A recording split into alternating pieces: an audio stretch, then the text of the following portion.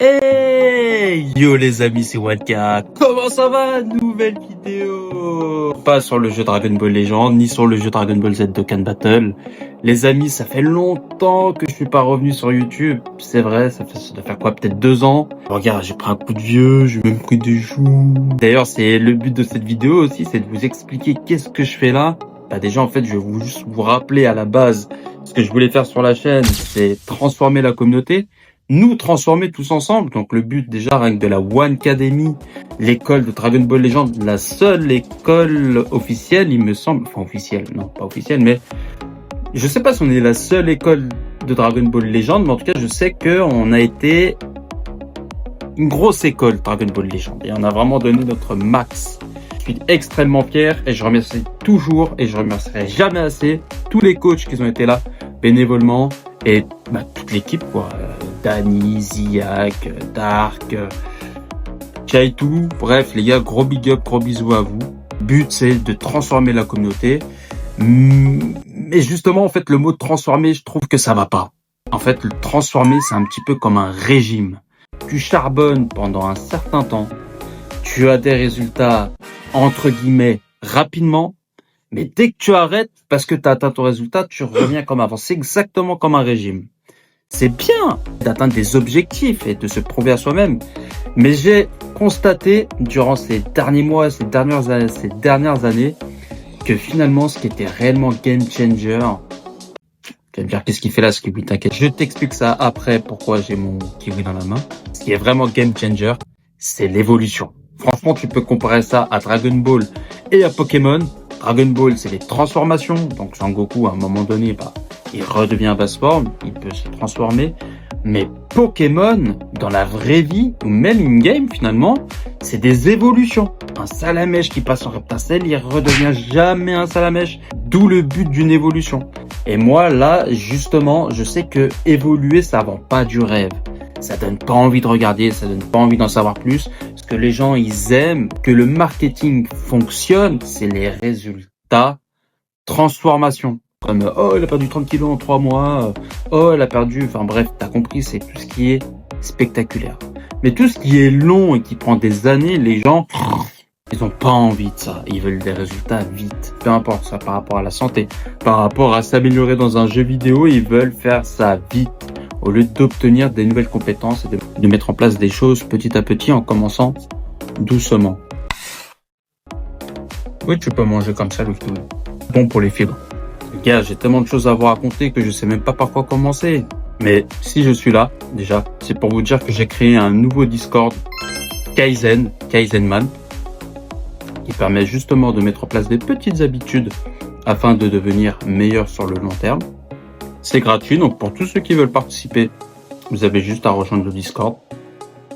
C'est une communauté qui permet de mettre en place des toutes petites actions tous les jours, peu importe les objectifs, que ce soit t'arrives pas à manger des fruits, tu t'hydrates pas correctement, t'arrives pas à manger correctement, t'arrives pas à apprendre une nouvelle langue.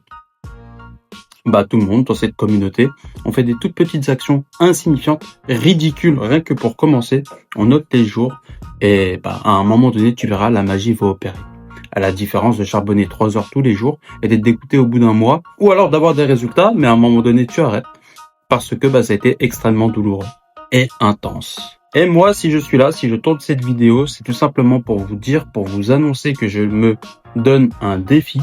Car je pense que vous le savez, j'aime les défis, j'aime les challenges.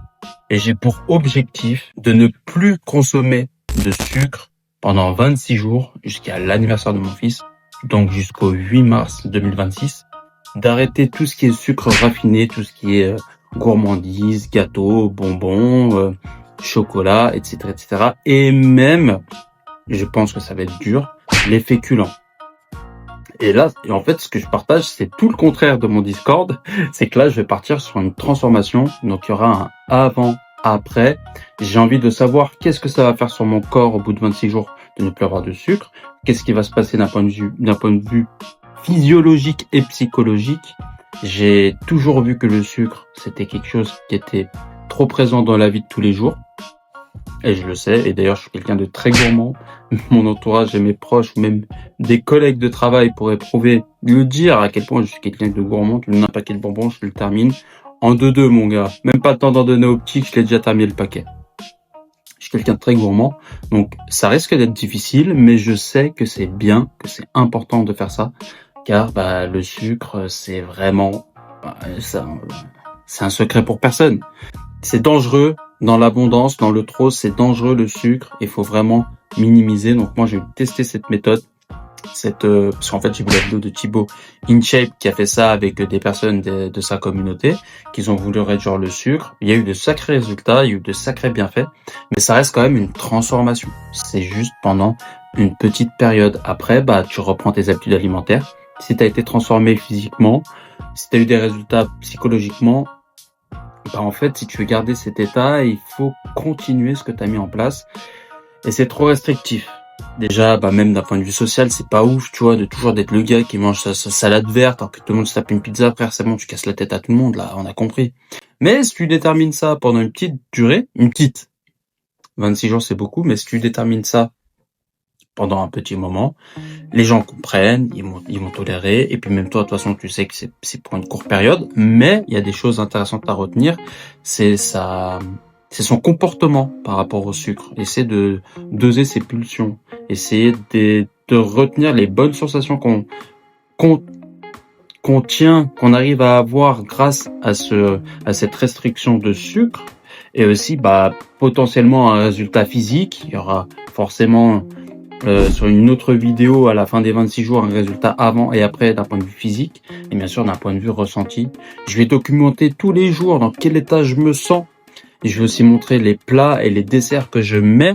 Je vais peut-être pas tout mettre sur YouTube, mais en tout cas, il y aura tout sur le Discord. Donc, je crois que ce sera plutôt par là la description, vu que c'est, ou je sais pas, ici.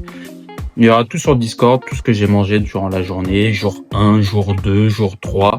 Je n'ai aucun plat de prévu, je n'ai rien organisé, je me suis pas du tout préparé à ce challenge. C'est totalement débile, je suis d'accord. Et bien sûr, je ne vous conseille pas de le faire de votre côté sans l'avis d'un médecin. Moi, je suis quelqu'un qui fait des expériences et j'expérimente des petits défis comme ça sur moi. Mais je ne recommande pas de faire ça sans l'avis d'un médecin ou d'un professionnel de la santé. Je préfère quand même vous prévenir de ne pas le faire sans être sûr. Et bien sûr, ce n'est pas possible pour tout le monde de le faire. Donc, si tu continues à suivre mes aventures sur ce challenge 26 jours sans sucre, car je me suis inspiré de la vidéo de Thibaut InShape, abonne-toi, laisse un petit commentaire, ça fait toujours plaisir. Et bien sûr que non, je n'ai pas raté les informations de Dragon Ball Legend et Dokkan Battle. La nouvelle rareté Legend, t'inquiète pas, je l'ai vu passer, le SV. Par contre, c'est vrai qu'en ce moment, je joue pas du tout à DB Legend, mais je joue toujours à Dokkan. Pourquoi ? Parce que DB Legend, ça demande quand même d'être réellement présent physiquement, mentalement dans le jeu, alors que Dokkan, voilà. Et en fonction des situations de ce que je fais dans ma vie ou pas, DB Legend, voilà, ça demande vraiment. Tu dois tout ce qui se passe autour de toi quand t'es en game PVP, tu dois dire ciao. Et ça, je trouve ça quand même entre guillemets, quand t'es parent, quand t'as des enfants, une femme, un travail, etc., t'as des choses à faire. Je trouve ça un peu compliqué si tu n'es vraiment pas dans un environnement propice ou un conditionnement propice pour le faire. Peut-être que je reprendrai DBL, mais en très très très structuré parce que j'ai besoin de me structurer. Bon les gars, ça m'a vraiment fait plaisir de faire cette vidéo. J'espère que vous allez tous très très bien et puis on se dit à la prochaine pour de nouvelles aventures. N'oublie pas que tu as dans ta poche et puis laisse un commentaire. Ciao.